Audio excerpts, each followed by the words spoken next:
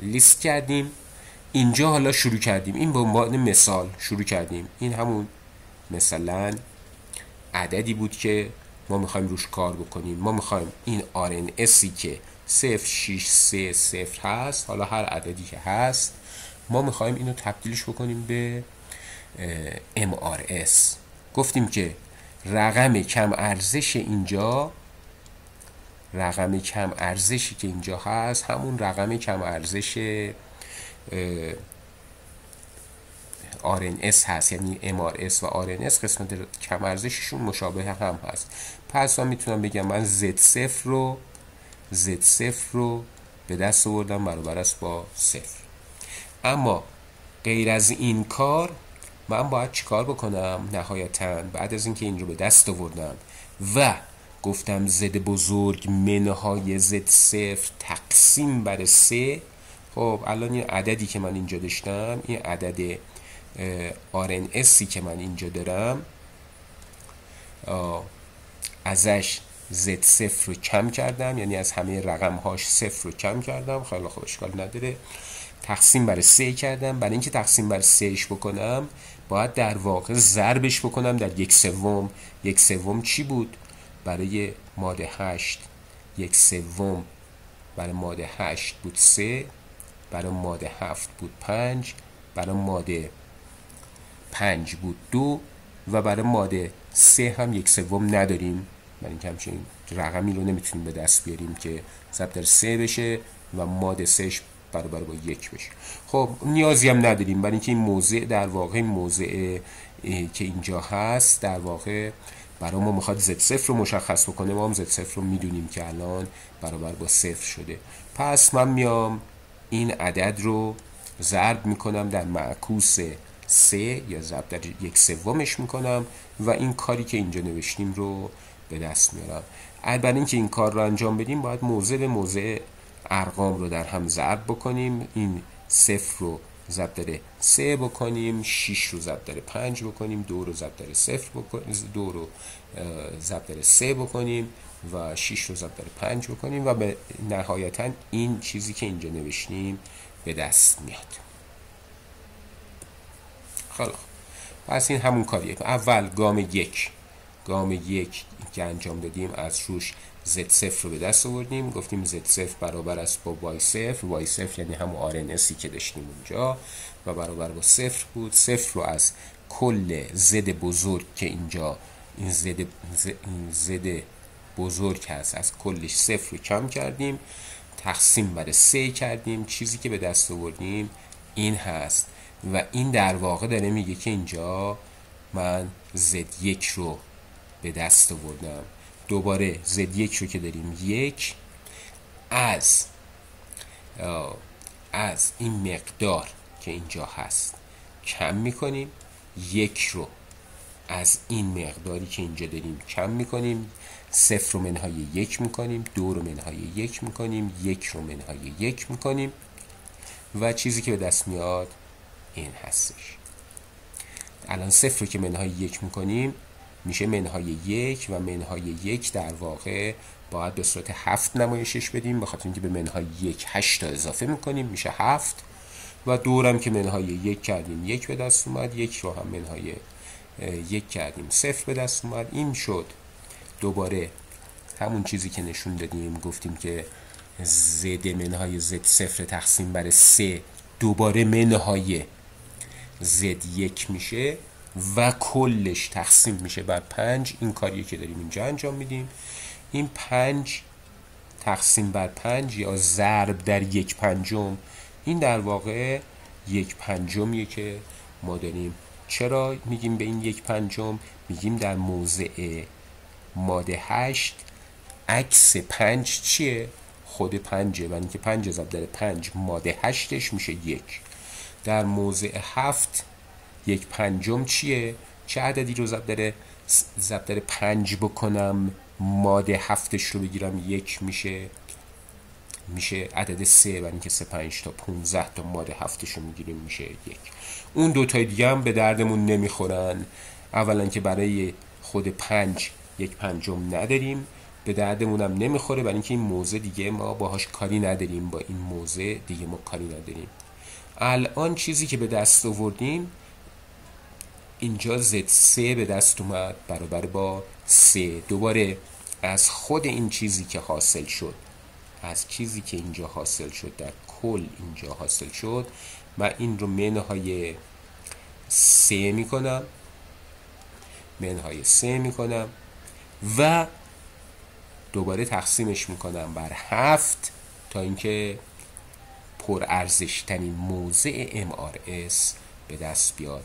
این کار رو که میکنم الان میبینم که این عدد رو که منهای 3 میکنم، هر موضع رو که منهای 3 میکنم میشه 0 0 0. دیگه تقسیم بر 7 کردنش و اینجور چیزا دیگه فایده ای نداره. پس نتیجه‌ای که گرفتیم این شد که اگر عدد RNS ما برابر با یه همچین عددی بود، MRS ما برابر این میشه. یعنی که از رو این و خیلی راحت ما میتونیم بفهمیم که مقدار دسیمالش چی بوده. چرا؟ بخاطر اینکه 3 ارزش 15 داره، این موضع ارزش 15 داره، این موضع ارزش 105 داره، این ارزش 15 داره، این ارزش 3 داره و این موضع هم ارزش 1 داره. من میبینم 3 15 تا میشه 45 تا، با 3 تا میشه 48 تا، اینم صفره، اینم صفره. پس عدد من بوده 48. یعنی من ابتداً شاید همون اول که داشتم کار میکردم میخواستم از از RNS میخواستم استفاده بکنم، 48 رو اول اومدم تبدیلش کردم به RNS که اینجا گفتم 48 ماده 8ش میشه 0، ماده 7ش میشه 6، ماده 5ش میشه 3، ماده 3ش هم میشه 0. اینو داشتم کار میکردم. حالا میخوام مقایسه بکنم، رسیدم به این و نمیدونم که این 48 تو عملیاتم و میخوام ببینم که مثلا آیا این از 47 بزرگتره یا کوچیکتره و میرم نگاه میکنم 47 رو RNSش که مینویسم میبینم هیچ نوع نمیتونم مقایسه بکنم با این 48 و ولی وقتی تبدیلش میکنم به MRS میبینم که 47 کوچکتر است از